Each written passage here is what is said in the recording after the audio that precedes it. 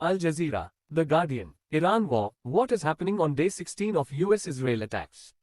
Explain our news. Oil prices rise after Trump claims US totally demolished Iran's Kharg Island.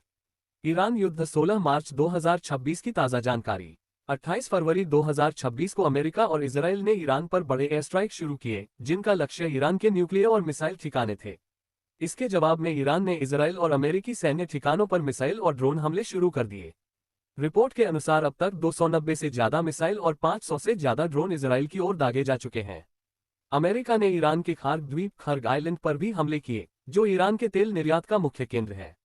इस युद्ध के कारण straight of Hormuz में जहाजों की आवाजाही प्रभावित हुई और दुनिया भर में तेल की कीमतें बढ़ने लगीं। कई देशों और धार्मिक नेताओं ने युद्ध रोकने और सीजफायर की अपील की है। अभी यह युद्ध जारी है और कई देशों को डर है कि यह पूरे मध्य पूर्व में बड़ा युद्ध बन सकता है। नमस्कार, आप देख रहे हैं पब्लिक न्यूज हब और मैं हूं आपका होस्ट। आज की सबसे बड़ी खबर आ रही है ईरान युद्ध से, जिसने पूरी दुनिया की चिंता बढ़ा दी है। दरअसल 28 फरवरी 2026 को अमेरिका और इजराइल ने ईरान के कई सैन्य और न्यूक्लियर ठिकानों पर बड़े एयर स्ट्राइक किए। इसके जवाब में ईरान ने इजराइल और अमेरिकी ठिकानों पर सैकड़ों मिसाइल और ड्रोन हमले शुरू कर दिए हैं। रिपोर्ट के अनुसार अब तक 290 से ज्यादा मिसाइल और 500 से ज्यादा ड्रोन इजराइल की ओर दागे जा चुके हैं।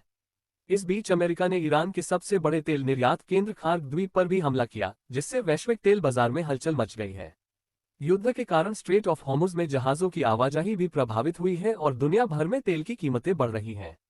हालांकि कई देशों ने युद्ध रोकने की अपील की है, लेकिन अभी तक दोनों पक्ष पीछे हटने को तैयार नहीं है। दुनिया की नजर अब इस बात पर है कि क्या ये संघर्ष तीसरे विश्व युद्ध का खतरा बन सकता है। दोस्तों, मध्य पूर्व में हालात लगातार गंभीर होते जा रहे हैं। ईरान और इजराइल के बीच चल रहा युद्ध अब दुनिया के लिए बड़ी चिंता बन चुका है। रिपोर्ट के अनुसार ईरान ने अब तक इजराइल पर सैकड़ों मिसाइल और ड्रोन हमले किए हैं। इसके जवाब में इजराइल और अमेरिका ने ईरान के कई सैन्य ठिकानों पर एयर स्ट्राइक किए हैं।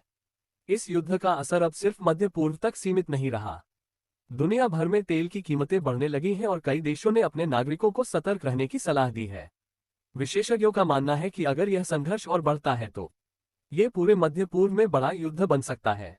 इस बीच कई देशों और अंतर्राष्ट्रीय संगठनों ने दोनों देशों से तुरंत युद्ध रोकने और शांति वार्ता शुरू करने की अपील की है। अगर यह युद्ध लंबा चलता है तो इसका असर दुनिया की अर्थव्यवस्था, तेल बाजार और अंतर्राष्ट्रीय राजनीति पर पड़ सकता है। अब दुनिया की नज़र इस बात पर है कि क्या यह युद्ध जल्द खत्म होगा या और बड़ा संकट बन जाएगा। ऐसी ही ताज़ा खबरों के लिए जुड़े रहें पब्लिक न्यूज हब के साथ। लेकिन सवाल यह है कि आखिर यह युद्ध शुरू कैसे हुआ। दरअसल पिछले कई सालों से ईरान और इजराइल के बीच तनाव लगातार बढ़ रहा था। इजराइल का आरोप है कि ईरान न्यूक्लियर हथियार बनाने की कोशिश कर रहा है, जिससे पूरे क्षेत्र की सुरक्षा को खतरा हो सकता है।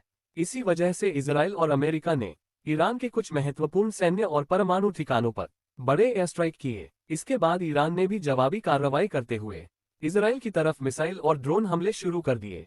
Global impact. इस युद्ध का असर अब पूरी दुनिया पर दिखने लगा है, क्योंकि मध्य पूर्व दुनिया का सबसे बड़ा तेल उत्पादन क्षेत्र माना जाता है। अगर यह युद्ध बढ़ता है तो तेल की कीमतें और महंगी हो सकती हैं, जिससे कई देशों की अर्थव्यवस्था प्रभावित होगी। भारत भी इस स्थिति पर लगातार नजर बनाए हुए है। सरकार ने मध्य पूर्व में रहने वाले भारतीय नागरिकों की सुरक्षा को लेकर सतर्कता बढ़ा दी है। दोस्तों, ये युद्ध आने वाले दिनों में दुनिया की राजनीति और अर्थव्यवस्था को बदल सकता है। अब देखना ये होगा कि क्या ये संघर्ष जल्द खत्म होगा या फिर यह एक बड़े वैश्विक संकट में बदल जाएगा। इस युद्ध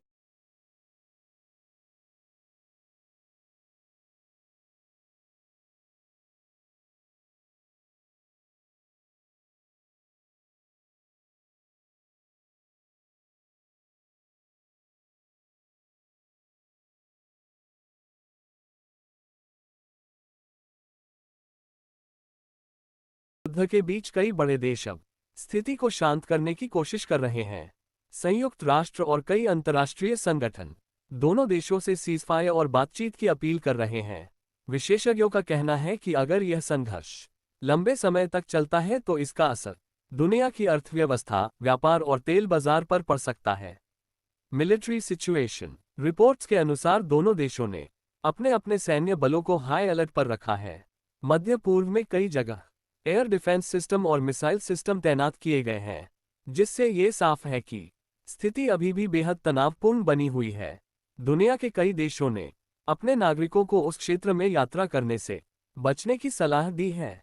कई एयरलाइंस ने भी मध्य पूर्व के कुछ रूट पर अपनी उड़ानों में बदलाव किया है।